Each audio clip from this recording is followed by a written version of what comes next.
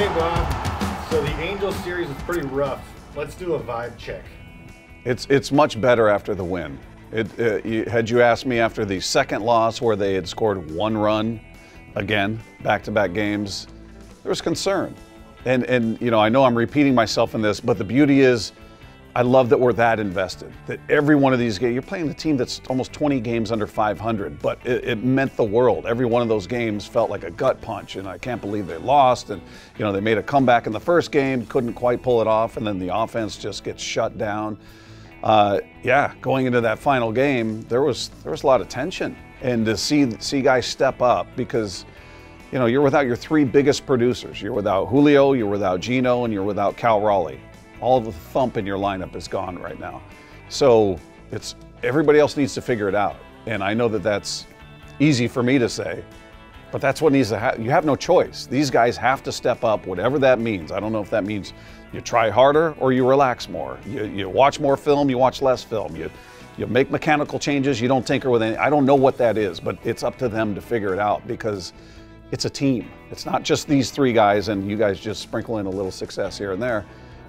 You got to be able to pick up the slack when you're without, you know, the heart of your lineup. And I know that's easier said than done, because I don't know how many teams succeed when you're losing that many players that productive. But you got all-stars on that roster that need to get somewhere in the neighborhood of what they've been. Talking about Winker, talking about Frazier, talking about J.P. Crawford, who's since picked it up recently. So that's crucial, and the vibe is good to see some of those guys succeed, to see J.P. Crawford in the leadoff spot having success, hitting a triple, you know, getting on base multiple times, working a walk. That makes the vibe much better. Speaking of guys stepping up, what can you say about Carlos Santana? Love the addition. I mean, I think it's hard to top what he's done on the field, and yesterday was spectacular. A home run from each side of the plate, the grand slam. I mean, it's, you know, that's the obvious contribution. I think you see it a bit with him and Julio and how they interact, but I think talking about the vibe, talking about losing 3 in a row to the Angels and how bad that felt, he's the key to sort of calming everybody down. He's been through it. He's been through a World Series. He's been through games that mean the world. And I think with such a young team, it's crucial to have that guy that carries that respect in the locker room, that can say, hey, we're going to be fine. Everybody just calm down. Or, you know, he's the voice of reason, if you will, where I could see, you know, Julio's 21 and George Kirby is in his early 20s, and Logan Gilbert, you got so much youth and inexperience. You could see guys gripping that bat tighter and getting a little uptight out there and thinking, man, we've got 16 games left and we're choking this away. That'd be very easy for that to happen, especially with the history of an organization that hasn't seen the postseason in 2 decades. So I think his value on the field is obvious. I think his value off the field is tough to measure, but I think it's so crucial. I think his presence it's hard to measure what he brings off the field, but I think it's big. Let's put the cart before the horse. Who would you rather the Mariners face in the wild card round? Just picking any of the teams. I mean, I like them against the Guardians. I think they do well against that team. They match up well if they were to face Toronto. There are certain teams that you want to avoid. They don't do well against the Astros. Even when the Astros were terrible and losing 100 games a season, the Mariners had trouble with them. It's just one of those weird matchup things. So you don't want to face them. I think most teams look at the Mariners for the most part and say, look at that rotation. Where's the soft spot in the rotation? Especially in a short series. Where is it? That's the team nobody wants to face, in my opinion. Maybe I'm being a homer, but I think that rotation speaks for itself. So I like them against most of the teams they would face. I don't want to face the Astros are a better roster. They're a deeper roster. The Yankees are a juggernaut as well, even though they've had their struggles. So there's certain teams, just talking about the whole postseason, that you could end up facing in different variations, but I like them against the Guardians. I like them if the White Sox were to make a move somehow and you face them.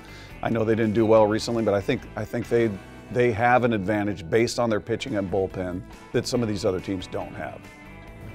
A quick deviation away from the Mariners. Who is the AL MVP? Man, I don't think there's a wrong answer, first of all.